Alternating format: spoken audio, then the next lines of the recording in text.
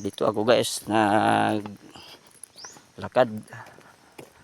Sobrang init talaga ditong kalsadang dinaanan ko.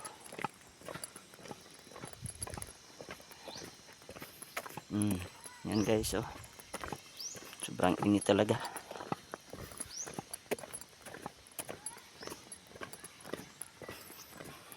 Naglakad ako guys. Pero malapit lang man yung lakaran ko.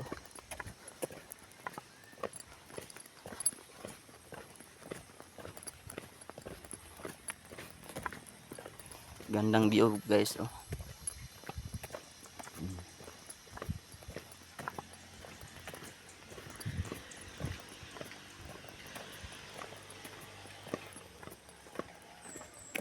Yan guys.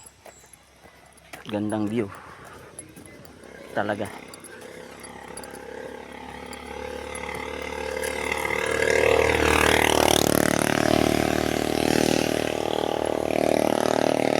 Sobrang init guys. Ano na eh, ano oh? Anong oras na ito? 11:30. 11:30, wala pa akong almusal. Pawis na ako guys. Saka lakad.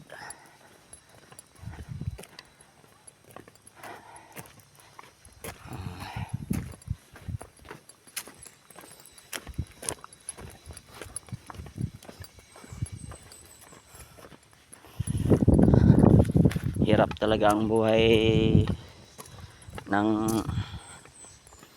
mahirap guys. Kasi wala tayong sasakyan. Kahit bike na lang wala.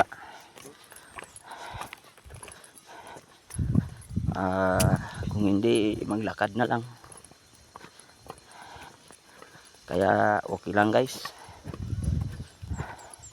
Tiisin lang kasi pinanganak man tayo ng mahirap. Kaya nga ang iba dyan nagpasalamat talaga sila sa kanilang magulang na pinapanganak sila na mayaman, sila na may pera, na hindi sila makaranas ng mahirap sa buhay. Kaming mga mahihirap, makaranas talaga kami ng kahirapan sa buhay. Pagod, init, at minsan makalimutan na namin ang pagkain namin dahil sa kahirapan, dahil sa trabaho. Kaya kayong mga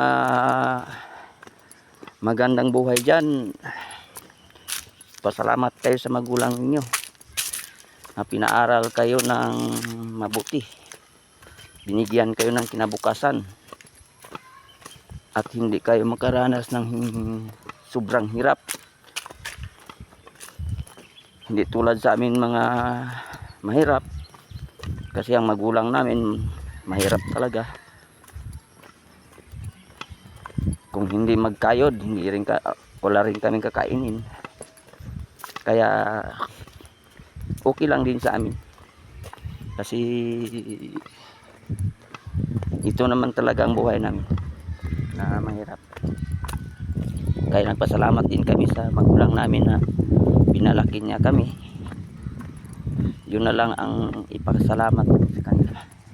Yung pagpalaki nila sa amin, pag-aalaga, pagmamahal. At hanggang dito na lang po ang aking video. At kung makita nyo po itong yung video ko, Gilbert Gandawan Vlogger, paki-share at like. Shout out po sa inyong lahat. At God bless you sa inyong lahat po. Maraming salamat po.